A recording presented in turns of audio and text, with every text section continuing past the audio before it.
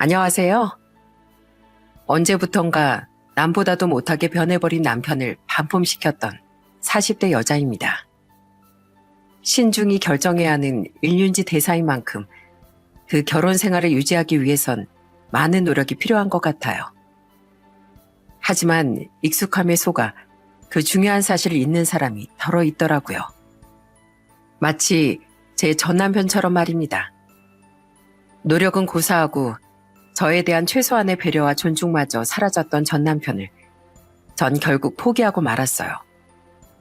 저와 비슷한 사연을 갖고 계신 분들이 많은 이곳에 제 이야기 또한 공유해보고자 저는 이 사연을 보내게 됐습니다. 그럼 시작할게요. 어릴 적 저희 집은 평탄하지 않았습니다. 술주정뱅이였던 아빠는 일도 하지 않고 매일 술에 취해 있었어요. 게다가 술만 마시면 엄마를 그렇게 괴롭혀댔죠. 그렇게 맨정신일 때가 없던 아빠 때문에 집안의 생계를 책임지는 사람도 저와 여동생을 보살피는 사람도 전부 엄마일 수밖에 없었어요. 엄만 생계를 책임지기 위해 파출부와 식당 주방일 등 닥치는 대로 일을 하셨습니다. 집에 들어와서도 허드렛 일이란 허드렛 일은 다 하면서 우리를 키워주셨죠. 그리고 가족 모두를 괴롭게 만들었던 아빤 그렇게 술을 마셔대더니 제 나이 고작 13살에 돌아가시더군요. 그땐 정말 눈물도 한 방울 나지 않았어요. 아빠라는 사람이 차라리 없었으면 하고 바랬던 적이 셀 수 없이 많았으니까요. 그렇게 아빠가 돌아가신 후 우리 세 식구는 비록 가난할지언정 웃음을 되찾고 행복하게 살았습니다. 엄만 여전히 힘들게 돈을 벌며 우리를 키워주셨고 우린 그런 엄마를 위해 사이좋게 집안일도 나눠하고 매일 엄마의 다리도 주물러 드렸어요. 그리고 많이 힘드시지 않냐고 여쭤볼 때마다 엄마 늘 웃으며 이렇게 대답하곤 하셨죠. 이젠 고생시키는 네 아빠도 없는데 힘들 일이 뭐가 있겠니? 내 자식들 먹이고 입히는 돈 버는 건데 엄마 너희만 잘 된다면 이보다 더 큰 고생도 사서 할 거야. 그런 엄마에게 너무 감사해 가끔은 눈물도 나더라고요. 우린 그런 엄마를 돕기 위해 고등학생 때부턴 아르바이트를 하며 생활비를 보태기도 했죠. 대학에 가서도 우린 단 한 번도 아르바이트를 쉬지 않았어요. 그렇게 힘들게 우리를 키워주신 엄마 덕에 저와 동생은 대학을 졸업하고 어엿한 직장인이 됐습니다. 긴 세월 우리 세 식구가 악착같이 돈을 아끼고 모은 덕에 당시 저희 집 사정은 꽤나 나아져 있었어요. 특히 제가 21살 때 엄마가 차린 생선구이집이 날로 잘 되었거든요. 그리고 이젠 저와 동생도 직장인이 되었으니 우리에게 남은 건 과거에 누리지 못한 행복을 마음껏 누리는 일뿐이라고 생각했습니다. 하지만 운명은 자꾸만 우리의 행복을 깨뜨려 놓으려 안달이더군요. 엄마, 우리 명이 불쌍해서 어떡해? 동생은 취업한 지 얼마 안 된 어느 날 불의의 사고로 세상을 떠났습니다. 엄만 이제 좀 살만해졌나 했더니 하늘도 무심하다며 동생의 영정사진을 끌어안고 무너지듯 오열하셨죠. 그렇게 동생과 이별한 후 저와 엄만 서로를 더 의지하며 힘든 시간을 보냈어요. 그리고 언제부턴가 엄만 이런 말씀을 종종 하시기도 했습니다. 상희야, 엄만 네가 명이모까지 꼭 더 행복하게 살아줬으면 좋겠어. 아주 건강하고 씩씩하게 살다가 명희가 못 해본 결혼도 하고 아이도 낳아서 아주 행복하게 살아줬으면 이 엄만 더 소원이 없을 거야. 제가 더 행복해지는 게 유일한 소원이라던 엄마를 위해서라도 전 동생 목까지 더욱 씩씩하게 살기 시작했어요. 그러다 거래처 직원으로 만나 인연이 되었던 3살 위 남편과 1년의 연애 뒤 제 나이 32에 결혼하게 됐죠. 사실 결혼을 결심하기까진 고민이 참 많았는데요. 그건 바로 남편의 가족 문제 때문이었습니다. 연애 시절 우린 서로의 가정사를 같은 날 털어놓았어요. 그런데 남편의 이야기를 먼저 들어보니 시댁도 시부가 문제였더라고요. 사실 우리 아버진 문제가 많은 분이야. 내가 어렸을 때부터 술을 끼고 살면서 어머니를 많이 힘들게 하셨거든. 그나마 다행인 건 돈을 벌어오긴 하셨다는 건데 아버지의 술값, 술 취해서 부린 행패값 같은 걸로 맨날 그 돈이 줄줄 샜었어. 시부는 딱 저희 아빠 같은 사람이었던 겁니다. 그나마 시부가 좀 더 나았던 건 꾸준히는 아니지만 적어도 돈벌이는 하셨었다는 거, 물건 같은 걸 던지진 않았다는 거죠. 하지만 늘 주사인 과격한 말로 시어머니와 남편 그리고 시동생을 괴롭혔다고 해요. 그리고 시부는 저와 동갑이던 시동생이 성인이 된 후부턴 완전히 일을 딱 그만두고 단 한 번도 일한 적이 없었다고 합니다. 그때부터 우리 집은 한층 더 힘들어졌어. 가뜩이나 집에 돈은 없는데 수주정뱅이 아버지 때문에 돈이 줄줄 새니까 어머니 그때서부터 식당 주방 일을 시작하셨어. 원래 우리 어머닌 어린 시절에 큰 병을 앓은 후로 한쪽 시력을 상실하셔서 나가서 일을 하기 힘든 분이셨거든. 근데 생활고가 심해지다 보니까 어찌어찌 사정사정해서 겨우 일을 구하셨던 거야. 내가 대학 졸업해서 취업하기 전에도 알바한 돈을 집에 보태긴 했는데 그걸론 턱없이 모자랐었으니까. 남편은 그런 자신의 어머니가 가여워 집에 돈을 보태려 노력했다는군요. 하지만 시어머니는 시부가 크게 사고를 칠 때만 하는 수 없이 남편의 도움을 받았을 뿐 평소엔 단호히 거절하셨다고 합니다. 너까지 네 아버지 때문에 인생 망치지 말고 어떻게든 돈을 모으라면서요. 물론 그래도 시부 때문에 나간 목돈이 꽤나 있어 당시 남편은 저보다 모은 돈이 작았습니다. 솔직히 그거야 상관없었어요. 하지만 시부의 문제는 달랐기에 나중에 청혼을 받은 전 고민 끝에 엄마와 상의를 했었죠. 그때 엄마 또한 이틀 정도 고민하시더니 제게 남편을 한번 데려와 보라고 말하셨어요. 그리고 남편이 돌아간 후 제게 이렇게 말해주시더군요. 네가 좋다면 엄만 이 결혼 반대하지 않으마. 물론 한 번밖에 못 봤지만 사람이 살갑고 착한 것 같아. 너와 같은 처지라고 생각하니 딱하기도 했고 너한테 자기를 믿어주면 평생 잘하며 살겠다고 약속도 했다며 믿어보고 싶다며 한번 믿어보렴. 엄만 남편을 굉장히 마음에 들어 하신 거예요. 제 아빠도 똑같은 사람이었으니 남편을 더욱 남처럼 느끼지도 못하신 거고요. 그런 엄마의 말씀에 저 또한 결혼에 대한 결심이 섰습니다. 어느 정도 마음고생할 각오를 하더라도 동병상련인 남편을 감싸주며 살고 싶다고 생각한 거죠. 고마워 상이야. 나 정말 평생 나보다 널 더 소중하게 여기고 살게. 남편은 청혼을 승낙한 제게 엉엉 울며 고맙다고 말했습니다. 정말 가슴을 많이 졸였다면서요. 또한 남편은 저희 엄마도 찾아뵙고 이런 자신을 받아주셔서 감사하다며 목매인 인사를 했죠. 그렇게 우린 결혼하게 됐고 엄만 전셋집 구하는 데 보태라며 큰 돈도 지원해 주셨습니다. 엄마, 아무리 식당이 좀 잘 된다고 해도 이거 너무 많아. 엄마 노후자금은 어떡하려고. 노후자금 정도야 적당히 다 있어. 상이야, 이 돈은 너 혼자 몫이 아니라 명의모까지 포함된 거야. 명의가 결혼할 때 주고 싶었던 돈도 다 너에게 주는 거니까 엄마 말 기억하지? 항상 명의모까지 2배로 행복하게 살아야 한다고. 꼭 그렇게만 살아줘. 그게 이 엄마 소원이야. 그 돈엔 제 동생 몫까지 더해져 있었던 거예요. 물론 그게 어긴 얹거나 하는 돈은 아니었지만 엄마가 얼마나 힘들게 돈을 버셨는지 잘 알았던 터라 제겐 억만금보다도 더 귀하게 느껴졌었죠.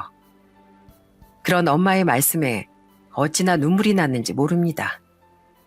저와 남편은 엄마의 도움 덕에 집값 비싼 서울에 한결편히 전셋집을 구할 수 있었어요. 그리고 결혼 초반만 해도 남편은 그런 엄마에게 감사해하며 정말 좋은 사이가 되려고 노력하더라고요. 이 여편네야, 돈 내놓으라고 돈. 오늘 월급 날인 거 다 아는데 왜 돈을 안 내놔? 평생 짝눈인 당신 먹여 살려줬으면 이젠 당신이 나한테 은혜 갚아야 할 차례 아니야?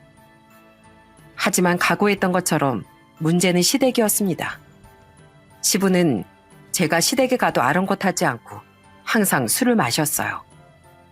그러다 술에 취하면 시부를 끔찍이 싫어해 한마디도 말을 걸지 않던 남편과 시동생에게 고래고래 역정을 내거나 시어머니에게 트집을 잡아대곤 했죠. 제일 심할 땐 시어머니의 월급날이었습니다. 시부는 시어머니가 돈을 주지 않으면 주지 않는다고 소리를 지르고 또 돈을 주면 술을 마시러 외출을 하곤 했어요. 돈이 생겼으니 밖에서 술을 마시겠다면서요. 그리고 밖으로 나가서 술을 마실 때면 시부는 자주 사고를 치곤 했습니다. 그랬으니 시어머니의 월급날이 시댁에서 제일 소란스러운 날이 된 거죠. 어머니, 아버진 괜찮으세요?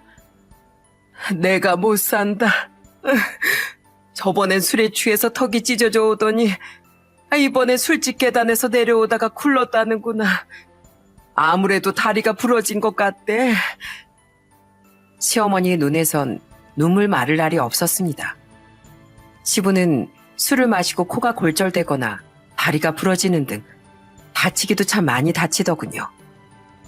게다가 시비는 또 얼마나 걸고 다니는지 우린 엉엉 우는 시어머니의 연락을 받고 경찰서에 달려간 적도 몇 번이나 있었어요. 한 번은 시부가 사람에게 손까지 올려 합의금을 물어주느라 진땀을 빼기도 했습니다. 그뿐인가요? 술집 기물파손에 멀쩡하게 세워진 남의 차를 발로 차기도 하는 등 시부 때문에 정말 시댁의 돈이 줄줄 새더라고요. 아버님, 대체 언제까지 이렇게 정신 못 차리고 사실 거예요? 어머님이 불쌍하지도 않으세요? 제발 술 좀 그만 드세요. 넌 빠져라. 어디 감히 시애비한테 언성을 높여?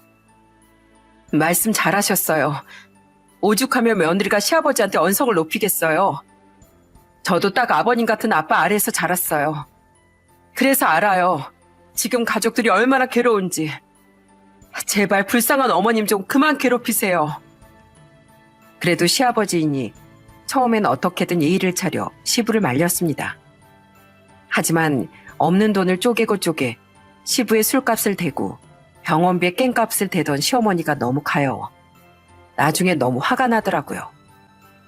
남편도 시부에게 화를 내긴 했지만 시어머니를 보면 꼭 저희 엄마를 보는 것 같아 저도 화를 참을 수가 없었어요. 하지만 자식의 말도 듣지 않는 시부가 제 말이라고 기등으로라도 들었겠습니까? 시부는 날이 갈수록 절 별로 좋아하지 않았을 뿐 여전히 시어머니 괴롭혔죠. 한 번은 남편에게 왜 시어머니가 시부와 이혼하시지 않는지 물어본 적이 있었어요. 남편은 한숨을 푹 쉬며 이렇게 대답했습니다. 옛날에 할아버지가 너무 못 살던 외갓집을 많이 도와주셨대. 우리 친가도 사실 형편이 썩 좋은 편이 아니었는데 말이야.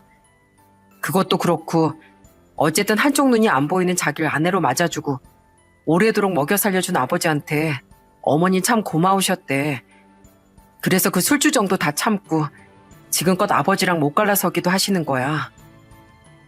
남편은 시분 싫어해도 시어머니는 자식으로서 챙겨드리고 싶어 했습니다. 저도 시어머니만은 참 좋아했기에 남편의 뜻에 따라 시어머니께 한 번씩 크게 용돈을 드렸었어요. 어머님, 이것도 아버님 술값이랑 사고 뒷수습하는 데 쓰지 마시고 어머님 맛있는 거라도 좀 사드세요. 자꾸 아버님 수습 다 해주시니까 아버님이 어머님을 믿고 더 저러시는 거잖아요. 고맙다, 애미야. 내가 너한테 참 면목이었구나.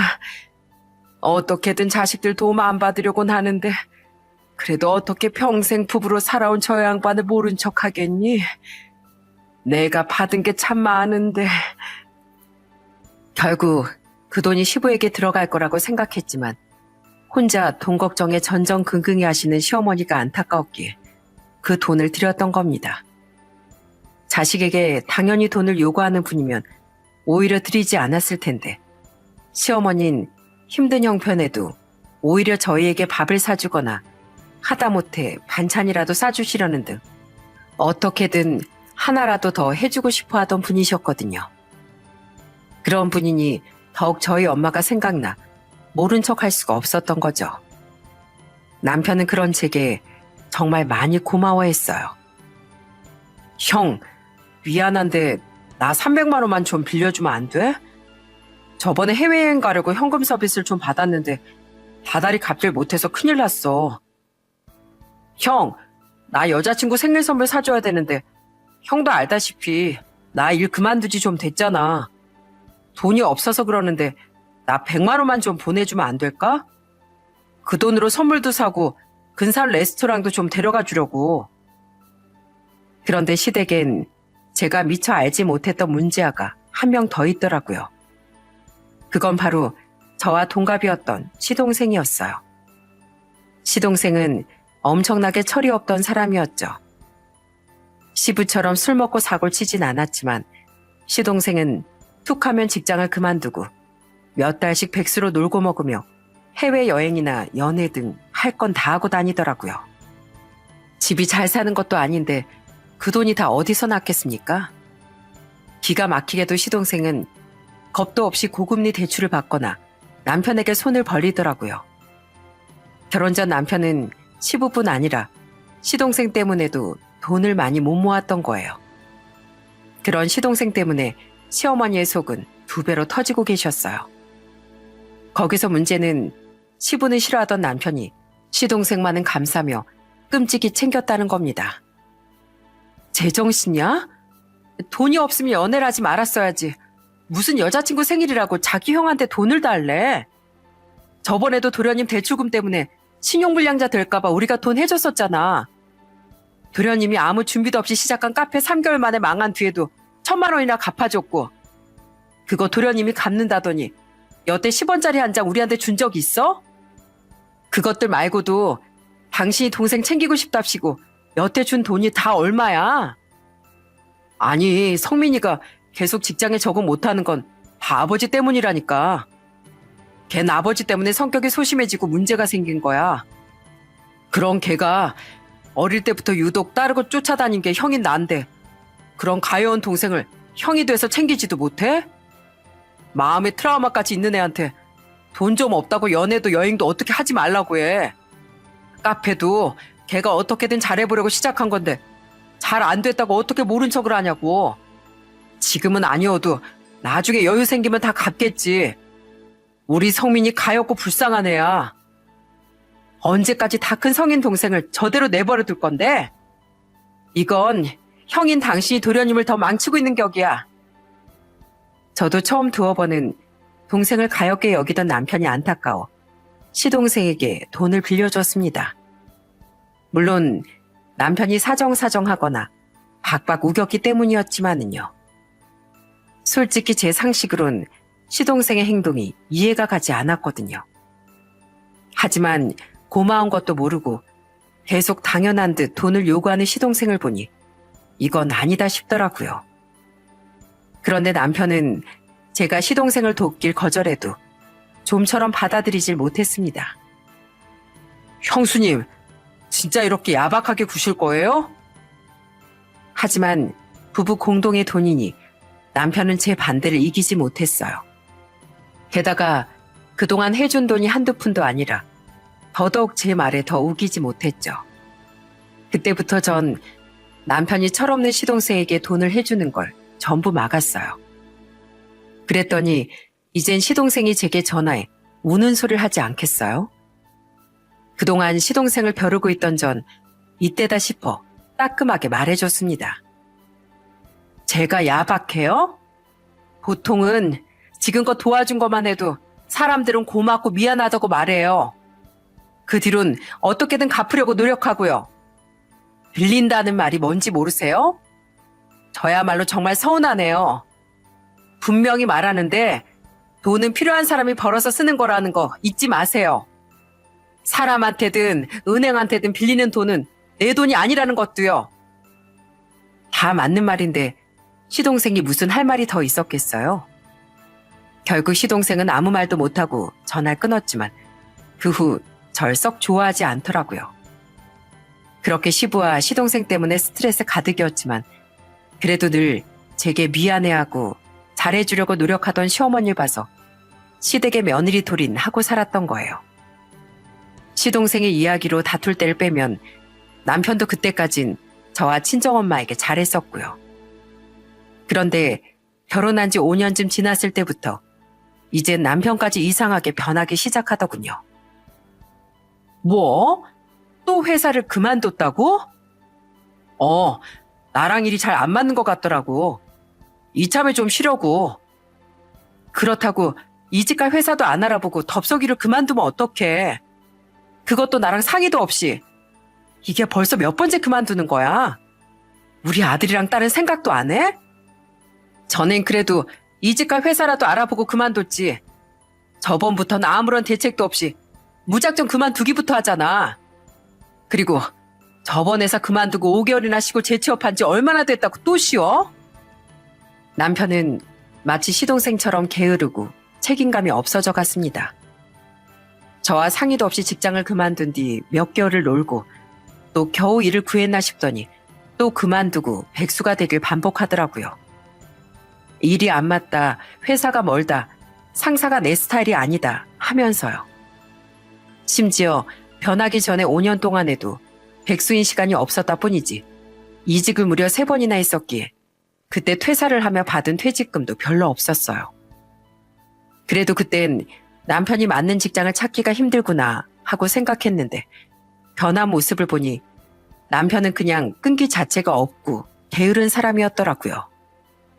내가 집에 있으면 집안일 좀 해달라고 했잖아. 애들도 좀 챙기고. 하루 종일 방에만 틀어박혀서 왜 게임만 하고 있어? 내가 당신 엄마야? 하녀야? 아, 진짜. 이럴 때 하고 싶은 게임 좀 실컷 하지. 직장 거면 하지도 못하잖아. 나 좀 그냥 내버려둬. 당신이 벌써 몇 개월째 이렇게 쉬고 있는데 뭘 내버려두래? 제발 나도 좀 쉬자, 당신 대체 왜 이렇게 게으르게 변하고 있는 거야? 컴퓨터 주변에 이 맥주 캔들 좀 봐. 당신이 주사만 안 부렸다 뿐이지.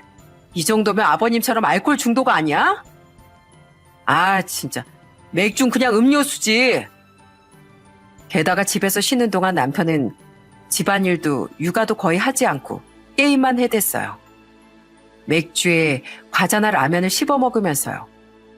그렇게 게으르게 군이 점차 살도 띠룩띠룩 쪄갔죠.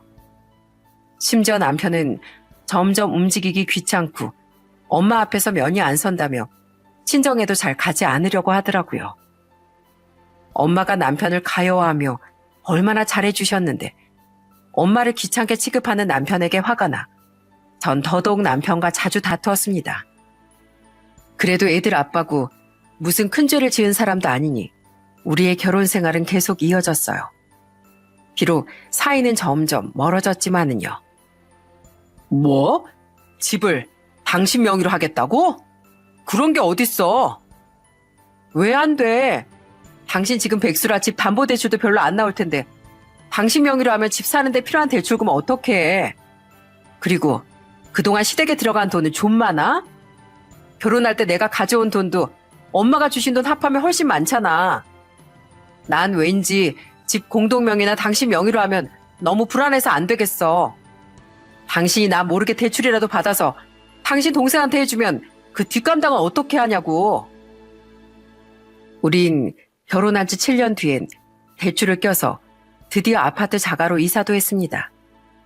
그때 전 타당한 이유들을 전부 들며 아파트 명의를 제 앞으로 했어요.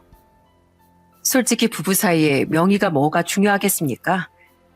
하지만 그때 제겐 무슨 성견지명이 있었던 것 같아요. 그때 전 갈수록 이상해지던 남편이 저 몰래 아파트를 담보로 추가 대출이라도 받아 시댁에 돈을 해줄까봐 불안했거든요. 그래서 끝까지 명의를 제 앞으로 하겠다고 우겼던 거죠. 찔리는 게 많았는지 남편도 결국 제 말에 동의를 하더라고요. 그렇게 아파트로 이사 간 지 2년 뒤 시동생은 시댁에 결혼할 여자를 인사시켰습니다. 안녕하세요. 전 있으면 쓰자는 주의라 모아둔 돈은 없고요. 요즘엔 남녀 평등 시대니까 저한테 며느리 둘이 같은 건 요구하지 않아주셨으면 좋겠습니다. 전 집에서 절연당한 지도 오래라 성민이 오빠한테 사위 둘이 하라고 요구할 일도 없거든요. 깜짝 놀랐습니다. 크게 기대한 건 아니지만 시동생은 딱 자기처럼 철없어 보이는 여잘, 아니 솔직히 그보다 더 별로인 것 같은 여잘 데려왔더라고요. 하지만 시동생의 눈에선 하트가 뿅뿅 쏟아지고 있었어요. 시어머니는 그 여자가 들어간 후 크게 탄식을 하셨는데 시부는 술 먹느라 시동생의 결혼엔 관심도 없고 남편을 말리기는커녕 이렇게 말하더군요. 성민이가 좋다는 여잔데 뭐 알고 보면 괜찮은 사람이겠죠. 그렇다고 애가 좋다는데 결혼을 안 시킬 수는 없잖아요, 어머니. 시어머니가 안타깝기도 하고 시댁에 더더욱 정을 붙이기 힘들겠다 싶기도 하고 마음이 참 복잡하더군요. 하지만 그런 시동생의 결혼 이슈는 얼마 뒤 제 머릿속에서 완전히 지워져 버렸어요. 그로부터 며칠 뒤 엄마에게 청천벽력 같은 불행이 닥쳐왔거든요. 상이야, 엄마 어떡하니? 글쎄 엄마 암이란다. 폐암이래. 그것도 이미 진행이 많이 됐다는구나. 뭐? 폐암? 울며 걸려온 엄마의 전화를 듣고 기절 초풍하는 줄 알았습니다. 엄만 한동안 마른 기침을 자주 하다 객혈까지 하게 되자 놀라서 검사를 받으셨다는군요. 그러다 폐암 상기 판정을 받으신 거죠. 그것도 사기로 진행 중인 암이 너무 많이 진행된 상태의 3기였죠. 안 그래도 엄마가 기침을 너무 하시고 최근 살도 많이 빠지셔서 병원에 모시고 가려고 했더니 엄만 이렇게 말씀하셨어요. 그냥 감기야. 살이야 나이 들면 내 주변 사람들도 다 빠지더라. 그러니까 신경 쓰지 마. 정 아프면 엄마가 알아서 다 가. 엄마가 얼마나 건강한데. 평소 엄만 운동도 자주 하시고 아프신 것도 없어 건강에 자신이 남다르셨습니다. 그래도 엄마가 걱정되어 저는 조금이라도 아프신 곳이 보이면 바로 병원에 모시고 가곤 했어요. 하지만 그땐 정말 가벼운 감기인 줄 알고 대수롭지 않게 생각했던 게 폐암의 증상이었던 거죠. 전 이전에 건강검진을 시켜드리려 엄마에게 돈도 드렸었는데요. 그때 알고 보니 저희가 드린 돈으로 건강검진을 받으셨던 시부모님과 달리 엄만 건강검진을 받지 않으셨다네요.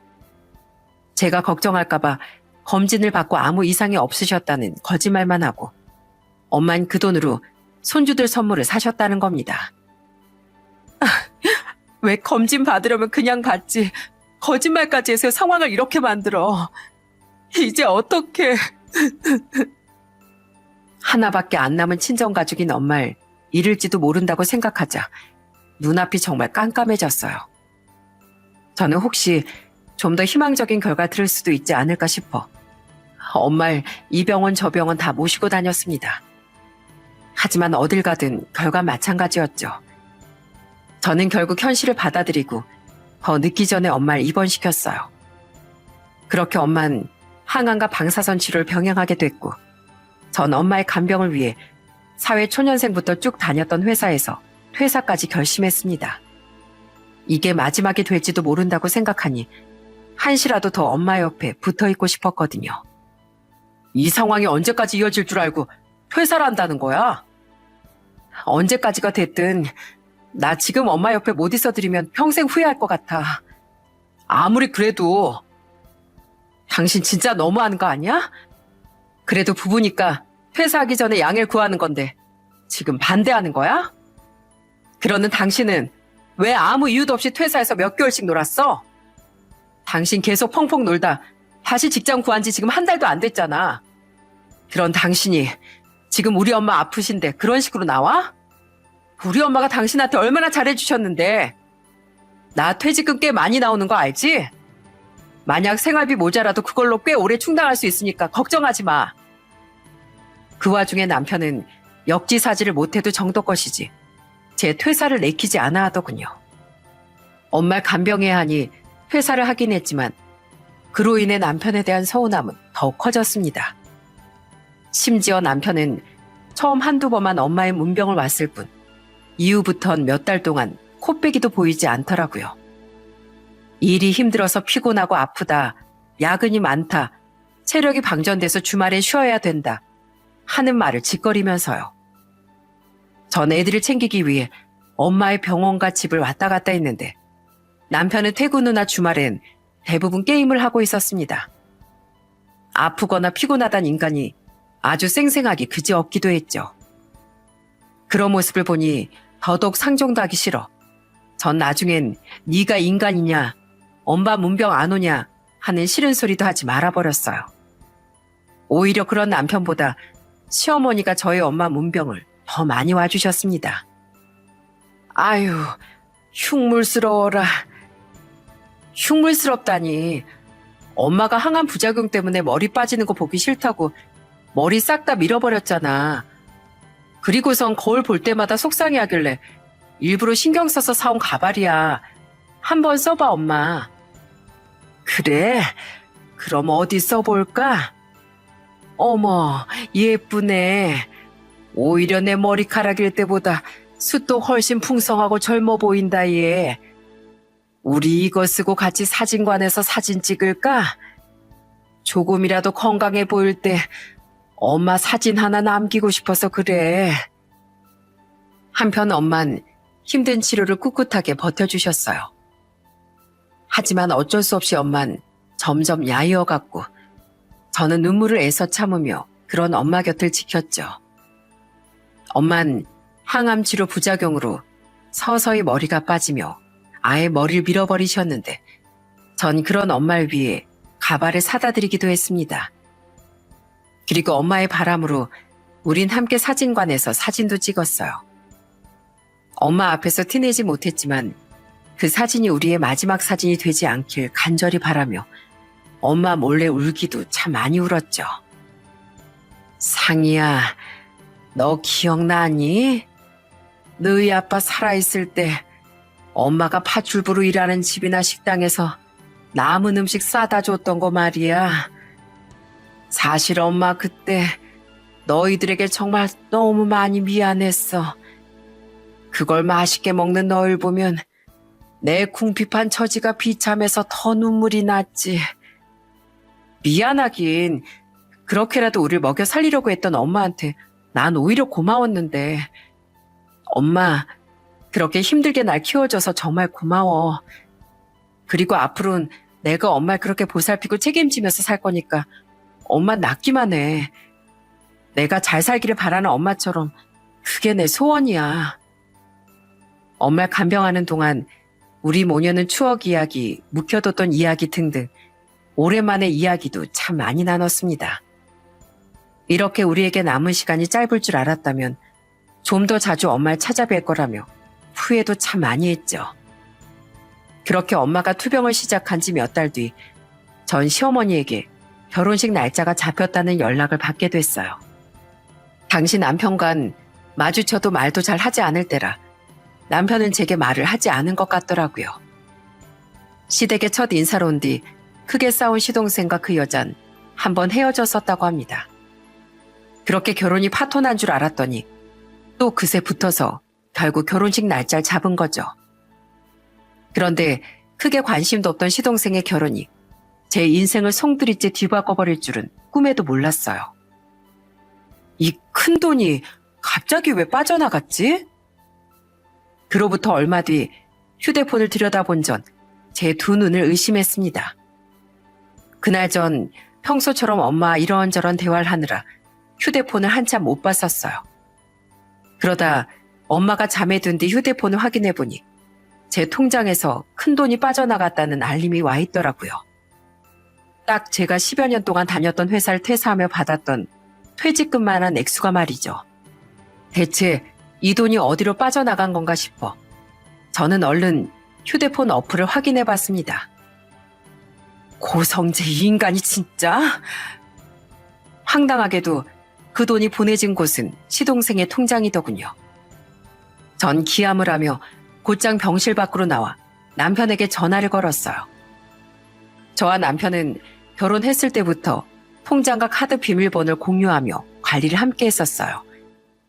남편이 변한 후 아파트 명의한 남편이 저 몰래 대출을 저지를 수 있으니 주의한 거지만 뻔히 제가 확인할 수 있는 통장의 돈은 남편이 함부로 건드린 적도 없고 그럴 수도 없다고 생각했으니 굳이 비밀번호를 바꾸지 않았었어요. 그런데 이 인간이 기어코 사고를 친 겁니다. 제 통장에 손을 댈 수 있는 건 남편뿐이었으니 의심의 여지가 없는 상황이었죠. 아니나 다를까 역시나 범인은 남편이 맞았더라고요. 이게 어떻게 된 거야? 왜 돈이 당신 동생한테 빠져나갔어? 왜 나한테 아무 의논도 없이 그 돈을 당신 동생한테 보냈냐고? 아, 그게 성민이가 아버지 꼴 보기 싫다고 최대한 빨리 집 얻어서 살림부터 차리고 싶어 하더라고. 결혼식 전에 말이야. 그래서 전셋집을 좀 알아봤는데 마음에 드는 전셋집 들어가기엔 돈이 좀 부족하대서 내가 빌려줬어. 딱 당신 퇴직금만큼 말이야. 그 돈 어차피 원래 예정엔 없던 돈이라 지금 꼭 필요한 돈도 아니잖아. 내가 평생 일한 회사에서 받은 퇴직금을 왜 당신 마음대로 쓰는데? 그리고 분명 말했지. 그 돈으로 엄마 간병하는 동안 모자란 생활비도 보태고 급전 필요할 때도 쓸 거라고. 아니 그럼 어떡해.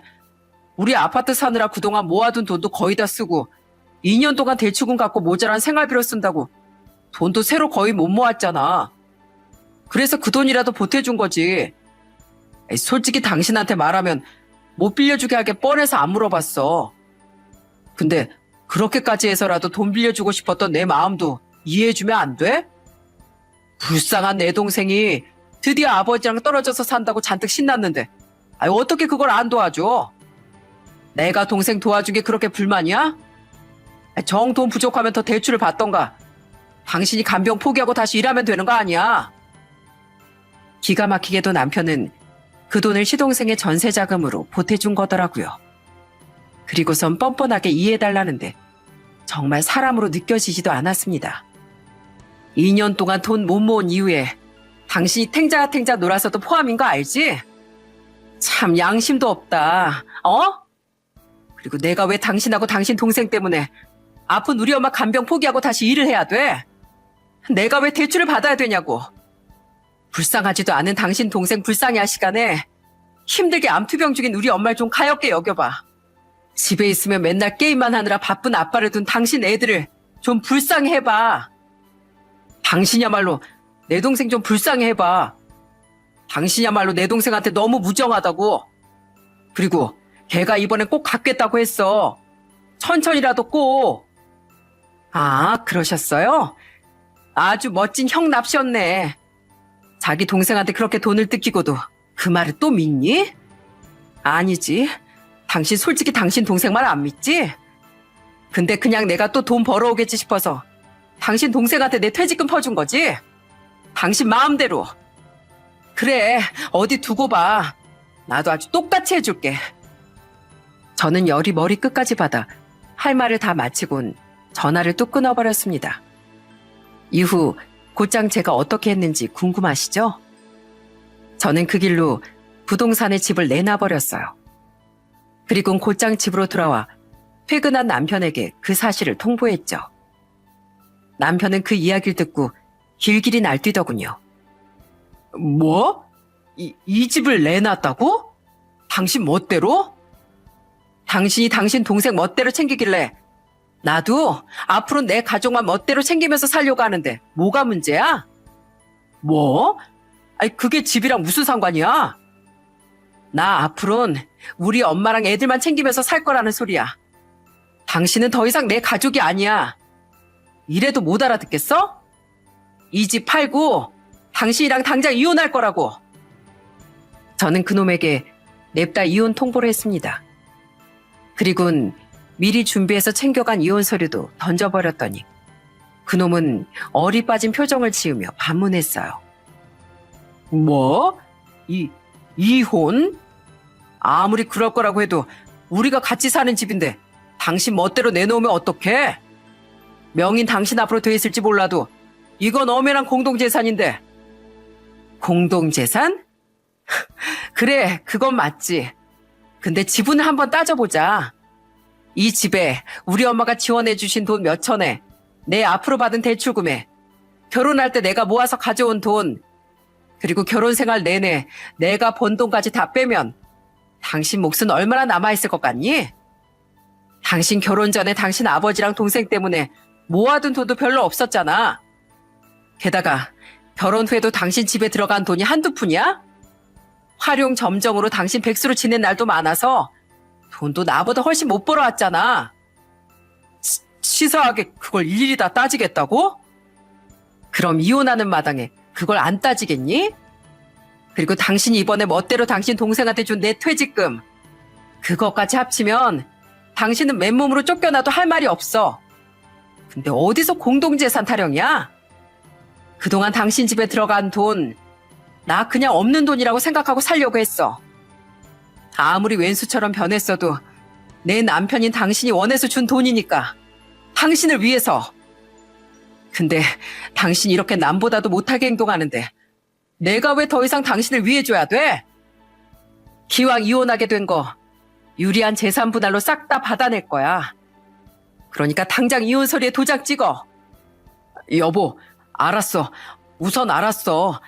생각해보니까 내가 잘못한 것 같다. 진정 좀 해봐. 갑자기 이혼이라니. 내가 진짜 잘못했다. 나 앞으로는 장모님 병원도 꼬박꼬박 가고 게임도 안 할게. 일도 절대 안 그만둘게. 필요 없거든? 난 이미 당신이란 인간한테 오만정 다 떨어졌어. 여보, 제발 다시 생각해줘. 그래, 성민이한테 빌려준 당신 퇴직금 그거 다시 돌려받을게. 그럼 당신 화 좀 가라앉겠지? 잠깐만. 성민아, 형인데 내가 아까 빌려준 돈 있지? 그거 좀 다시 돌려주라. 이 형 그것 때문에 이혼당하게 생겼어. 정말 불리하게 이혼당할 것 같자 그제야 남편은 싹싹 빌기 시작하더군요. 하지만 통하지 않을 것 같자 이번엔 시동생에게 빌려준 돈을 돌려받겠다며 스피커폰 모드로 시동생에게 전화를 걸더라고요. 그리고 역시나 시동생의 대답은 기대를 저버리지 않았어요. 뭐? 싫어, 형. 왜 준 걸 도로 뺏어가려고 해? 우리 좀 전에 부동산에 계약하러 간다고 전화도 했거든? 야, 임마. 그게 네 돈이야? 그냥 내가 빌려준 돈이잖아. 이 형 이혼당한다니까. 글쎄 그건 형이 알아서 할 일이고 왜 나한테 난리야? 어차피 억지로 빼앗아 가지도 못하는 거 알지? 형 일은 형이 알아서 잘 해결해. 난 이만 끊는다. 시동생은 남편이 이혼을 당하든 말든 자기 알 바 아니라며 전화를 뚝 끊어버리더군요. 당황한 남편이 다시 전화를 걸었지만 시동생은 받지도 않았어요. 저는 그런 남편을 비웃으며 집에서 나가라고 소리쳤죠. 그렇게 동생 하더니 아주 꼴 좋다. 아주 대단한 우애야. 고성민이 나쁜 자식. 어떻게 나한테 이럴 수가 있어? 당신 동생은 원래 그런 사람이야. 그걸 모르는 당신이 더 대단하다. 됐고, 당신이 그 돈을 돌려받는다고 해도 난 당신이랑 이혼할 거니까 당장 내 집에서 나가. 여보, 내가 진짜 잘못했어. 제발 한 번만 용서해줘. 남편은 끝까지 나가지 않으려 기를 썼지만 자기가 버텨봐야 뭐 어쩌겠습니까? 결국 남편은 옷가지를 싸서 쫓겨나고 말았죠. 이후 남편은 시댁으로 향했나 보더라고요. 잠시 뒤 시어머니는 제게 전화해 남편이 왔다고 말해주셨어요. 대충 얘긴 들었다. 아휴, 내가 너한테 미안해서 할 말이 없구나. 성재 저놈은 오자마자 성민이를 찾아댔는데 이미 성민이 그 여자애가 사는 월세 자취방으로 들어간 지 며칠 됐어. 내가 그 얘기를 해주니까 배신자 자식이라면서 성재가 엉엉 울더라고. 시어머니는 제게 정말 많이 미안해하셨습니다. 그날 전 남편 몰래 시어머니를 따로 밖에서 잠시 만나 뵀어요. 그리곤 유일하게 제가 시댁에서 좋아했던 시어머니의 손을 잡고 눈물의 작별 인사를 했죠. 죄송해요, 어머님. 근데 전 더 이상은 못 버티겠어요. 이런 말 주제 넘지만 어머님도 이젠 그만 참으셨으면 좋겠어요.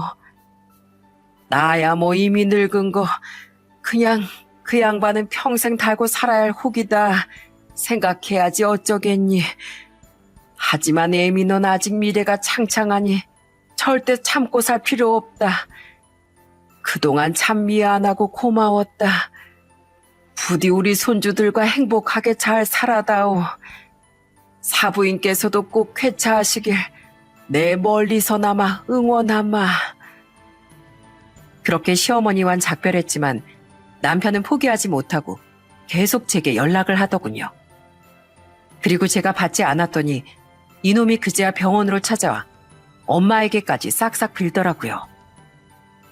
장모님, 몸은 좀 괜찮으세요? 그동안 너무 못 와봐서 죄송합니다. 근데요, 장모님, 저 이젠 정말 반성하고 새 사람 될 수 있거든요. 장모님도 원래는 저 많이 예뻐하셨잖아요. 저 진짜 변할 테니까 집사람 마음 좀 돌릴 수 있게 설득해 주세요. 제발요. 사람이 엄치가 없어도 청도가 있어야지. 우리 상이가 참아줄 땐 고마운 줄도 모르다가 왜 이제 와서 용서를 비나. 사과를 하고 잘못을 비는 것도 다 때가 있는 법이야. 난 우리 상이랑 비슷한 환경에서 자란 자넬 진심으로 자식으로 여기며 예뻐했네. 하지만 자넨 나와 우리 딸의 애정을 받을 자격이 없는 사람이었던 게지. 어리석게도 내가 그걸 못 알아보고 우리 딸한테 결혼을 하라고 말했었어. 난 그런 죄인이니 부디 하루라도 빨리 자네랑 이혼하라고 오히려 내 딸을 더 부추길 걸세. 그러니까 썩 나가게. 하지만 그놈은 엄마에게 된통 혼쭐만 난 뒤 엉엉 울며 병실에서 쫓겨나야 했습니다. 그렇게 남편은 결국 이혼할 수밖에 없었어요. 전 당연하게도 굉장히 유리한 재산 분할을 받게 됐죠. 그리고 비록 무직인 상태였지만 아파트를 팔고 엄마의 집에 들어가며 손에 쥐고 있게 된 큰돈이 제 경제적 여유를 증명해줬기에 저는 아이들의 양육권도 가져올 수 있었습니다. 돈도 얼마 없는 데다 양육 참여도도 저보다 적었고 무엇보다 술주정뱅이 시부 앞으로 쭉 살거나 아니면 월세방을 얻어 나와야 했던 남편보다 경제적 환경적으로 훨씬 더 안정적이었으니까요. 그렇게 이혼한 지 지금은 아직 반년밖에 지나지 않았습니다. 얼마 전 전 남편은 아이들 양육비 문제로 할 말이 있는 척 제게 연락을 해오더군요. 하지만 막상 전화를 받아보니 애들 문제는커녕 그놈은 그냥 제게 매달리려고 연락을 한 거더라고요. 여보, 잘 지내고 있어? 장모님은? 우리 애들은 아빠 안 보고 싶어 해? 당신이 얼마나 애들한테 관심이 없었으면 벌써부터 아빠는 생각도 안 해, 애들이. 내가 잘 지내고 있는지는 알 거 없고 우리 엄만 건강하시니까 빨리 본론만 얘기해. 사실 그냥 당신이 너무 보고 싶어서 연락했어. 나 아버지 보기 싫어서 얼마 전부터 월세집 구해서 나와 살고 있거든. 근데 내가 이 나이에 왜 이렇게 처량하게 이런 월세로 살고 있어야 하는지 너무 서글프더라고. 성민이 그놈은 결혼식 날짜까지 잡아놓고 석 달 전에 또 그 여자랑 헤어졌는데 그럼 전셋집을 빼고 나한테 돈을 돌려줘야 하잖아. 근데 그 집에서 나올 생각도 않고 나한테 돈 갚을 생각도 없대. 줬으면 땡이지 왜 이렇게 구질구질하게 구냐는 거야. 진짜 내 인생이 이게 뭐야. 동생이란 놈한테 뒤통수 맞았지. 돈은 없지. 이혼은 당했지. 여보, 제발 나 한 번만 다시 받아주면 안 될까? 당신이랑 다시 재결합하면 그래도 내 인생이 지금보단 덜 처량하지 않겠어? 내가 정신 나갔다고 당신이랑 다시 합치겠니? 꿈 깨라, 부전자전이라더니 당신의 산부자 때문에 당신 어머니만 더 불쌍하게 됐네. 양심이 조금이라도 남아있으면 이럴 시간에 당신 어머니한테나 효도 좀 하고 살아. 저는 짜증을 팍팍 담아 소리친 후 전화를 끊어버렸습니다. 그렇게 지금 전 남편은 제게도 자기 동생에게도 외면당하고 지금은 혼자 외롭게 살고 있다네요. 솔직히 그 집안 산부자에 어떻게 되든 상관없지만 시어머니만은 여전히 안쓰럽다고 생각해요. 하지만 이건 시어머니 자신이 선택한 길이니 더는 마음에 두지 않고 살기로 했죠. 제겐 지금 친정엄마가 훨씬 중요하니까요. 엄만 혼자 남을 저를 위해 살려는 의지를 강하게 내비쳤습니다. 그 강한 의지 덕분인지 다행히 엄마는 아직 살아계세요. 아직 차도가 눈에 띄게 보이고 있진 않지만 이렇게 잘 버텨주고 계신 것만으로도 그저 너무 감사할 따름이네요. 그런 엄마와 제 희망처럼 엄마의 암이 2025년엔 한결 수그러들 수 있길 여러분께서 응원해 주시면 너무 감사할 것 같아요. 물은 건널 때 가치를 알고 사람은 떠날 때 가치를 알게 된다는 말이 있습니다. 전 남편은 제가 떠난 후에야 비로소 제 가치를 알고 지금 땅을 치고 후회하고 있으니 참 맞는 말인 것 같네요. 하지만 소 잃고 외양간 고친들 잃은 소는 되찾을 수 없으니 모두 곁에 있는 이들의 소중함을 잊지 마시길 바랍니다. 전 이만 여기서 사연을 마치겠습니다. 제 사연을 들어주신 모든 분께 새해의 복이 가득하시길 바랍니다. 감사합니다.